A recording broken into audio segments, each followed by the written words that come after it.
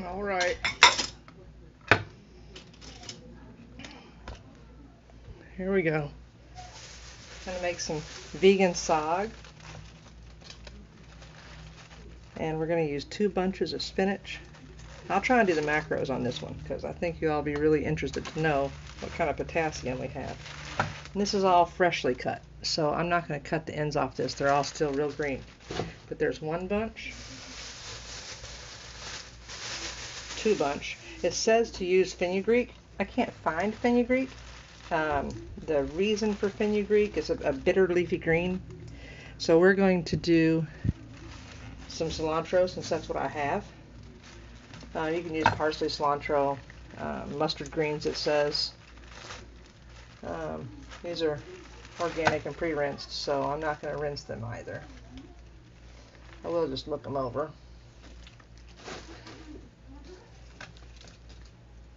There we go. Let me get some cilantro out.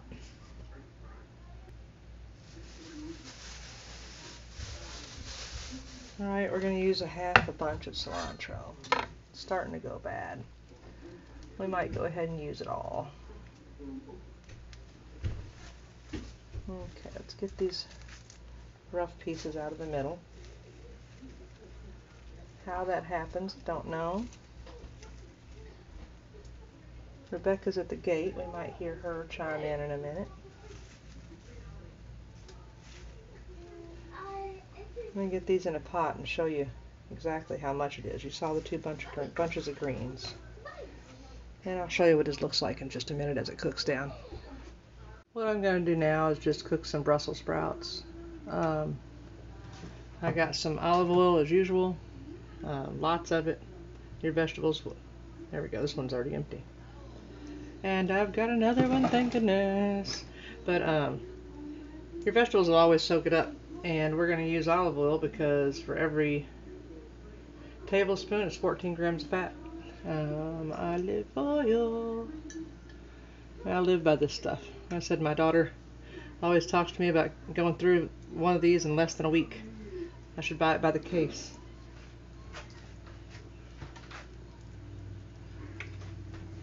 So I'm getting that all steamy.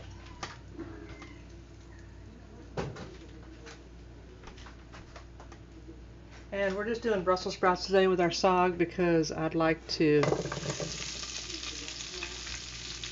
get in a little more of my magnesium, potassium. And saag is delicious, but it's pretty good over Brussels sprouts or asparagus too, I think. And there's that. We're going to let that cook and brown up. I've got it on a medium high.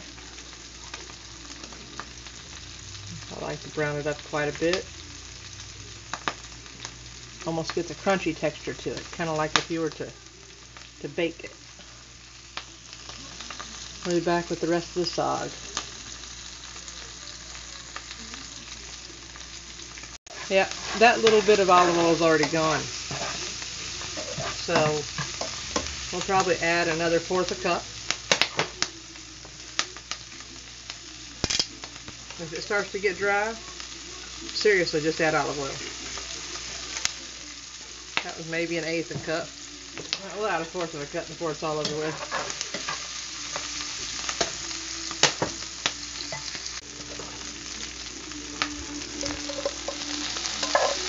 Get nice and brown. Okay, we're going to take that pan, turn it all the way down as low as it'll go.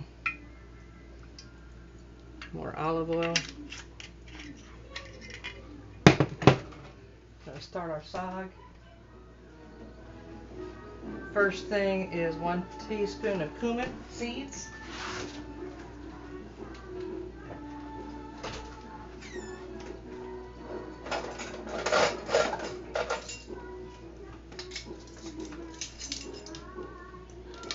I buy mine by bulk at the Asian store, it's cheaper. The Asian market. I always do heaping. But we're going to get that nice and aromated. Then we're going to add our onion. I do purple onion, there's less sugar.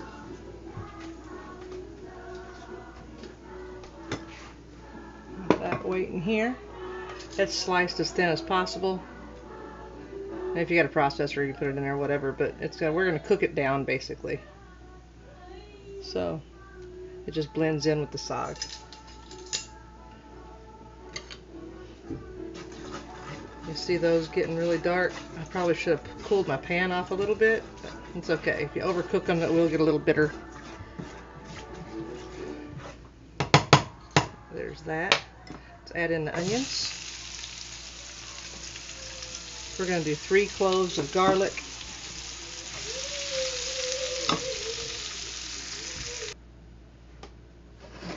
You know, 20 grams of fat per half cup, again from the Asian market. So far we have fat, very, very, very little sugar.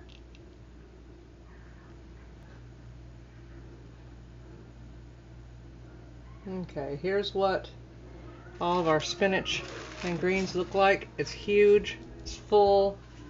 So you cook it down on low until it's wilted. And then after it's wilted, you're going to stick it in your processor or blender, blend it up for a couple seconds, and add it to the rest of the mixture I'm going to finish showing you, with your coconut milk and your onions and your spices.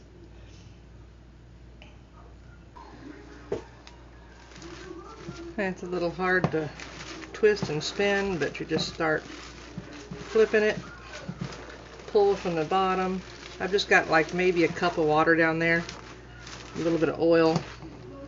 I'm going to keep the water because I don't want to lose my nutrients, which is why I'm not boiling it like some recipes call for. But I don't want to lose any of these nutrients, so I'm cooking this or steaming this or wilting this in the least amount of water / oil as possible. And it's going to continue to cook down. And more. I turned it up a little bit just because I'm in a hurry. As long as you stand over it, that's fine. We just want it wilted down. That's 1 bunch of cilantro and 2 bunches of fresh spinach. It doesn't matter if you break it up or whatever. Just keep spinning it. And it starts wilting pretty quick once it hits that point.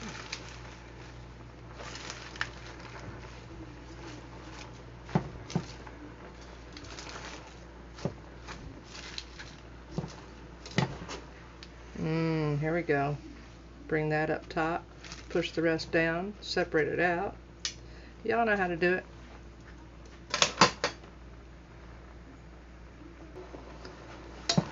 And this is basically done. Just a couple more spins. I don't know what this video is going to look like because I keep spinning it, or pausing it, and putting it back on. Okay, things got a little busy there for a minute, and I'm not sure if I can actually edit that phone call out, but we had a phone call. And we're turning this back on. Low. And let me get my coconut milk. Actually, it's not milk, it's coconut cream. Pure cream. That way you don't have any of the water from the milk. And you want that, the whole can. Like I said, 20 grams of fat per half cup. There's that. Okay, here we go. Our onions. Okay, a little higher than low. We have half a teaspoon of pink salt. We have cayenne pepper. How much is that? One teaspoon cayenne pepper, 1 teaspoon turmeric. We have 2 teaspoons of ground masala, and we already have the cumin seeds in there. Oh, and this is my ginger. Mine got a little wilty in my fridge, but that does not mean that you can't use it. You can actually get it out of your fridge and dry it and put it in a coffee grinder and turn it into a powder. I like just chopping mine up. It'll rehydrate in your food. If you do that, you can kind of cut it down in half. This is probably a little bit more ginger than you need. It's supposed to be about a teaspoon of ginger, but this is more than that. Plus it's dehydrated, so you're going to want about a half a teaspoon if it's dehydrated. Anyway, just ginger it to taste. Some people like it, some people don't. We're going to put all that in.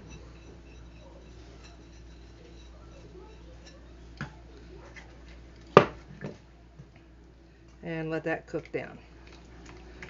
And while that's cooking down real good, we're going to take our spinach, which is well wilted, with what little water's in the bottom of the pan. I'll show that to you. And we're going to put it in I've just got a high-speed blender. Otherwise, I'd put it in a processor, finely chopped. Mine turns out a little more soupy, but you know, it's not about the texture with me so much as about the flavor. So right, there's that. That's going to do what that does. Okay, what I'm about to do here is go ahead and add our spinach. Here. Might shake the camera a little bit, but we're going to add our spinach to our Vitamix. This is what it all cooked down to. A nice little clump. And all the liquid I have, it's probably less than a cup. But like I said earlier, I don't want to lose my nutrients in that liquid. So I will not boil it like most recipes. I will vaguely steam it. And we're just going to blitz this for a second. Just a second. Get my nuts out the way. It's already on. Alrighty. Let's flip this up real quick.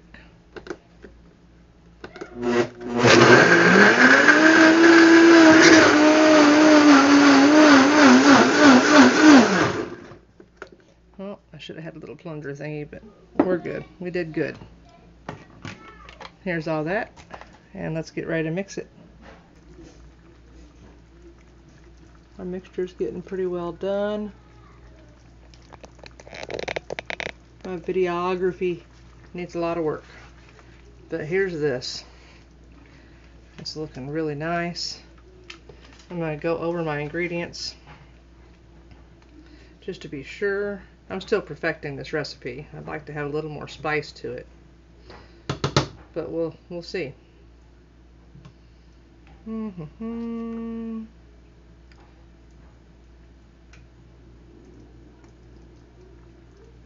Okie dokie.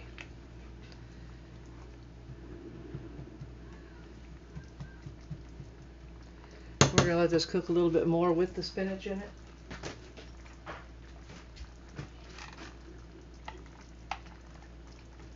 Just get a little bit of this out of the lid.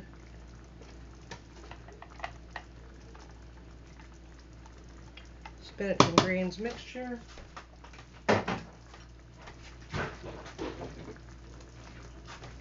Delicious stuff.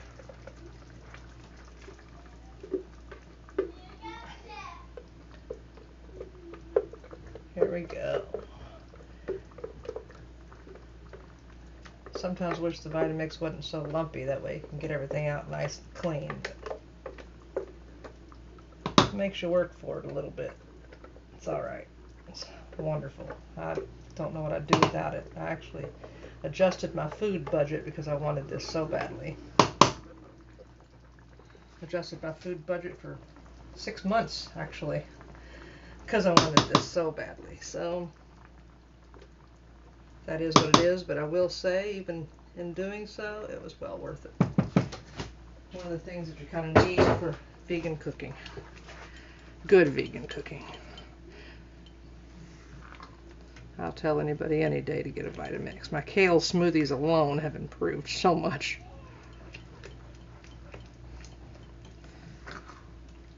Now, at this point, yesterday when I made this, I added a little bit of ground cloves. I think I'm going to do that again. I added some black pepper as well. Now, you can probably just add that to taste. Depends on how you like your saag. I think I'm pronouncing it right. I really don't even know about that. That's probably an eighth a teaspoon of cloves. Probably about the same of ground black pepper.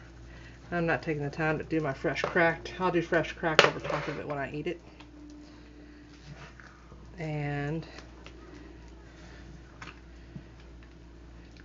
You all know me. At this point, I will add another about a 1/4 cup of olive oil, because we are doing keto. There's enough fat in there with the coconut cream and the olive oil. It's really nice. And at this point as well,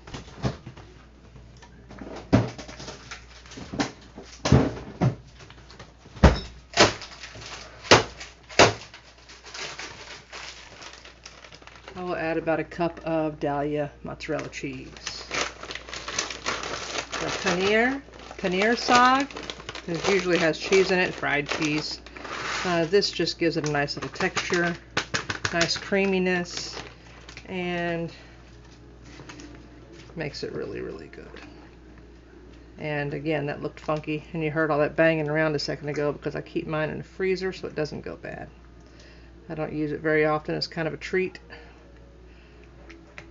I'm in the process of learning how to make my own cheese, so in the meantime, I still buy it.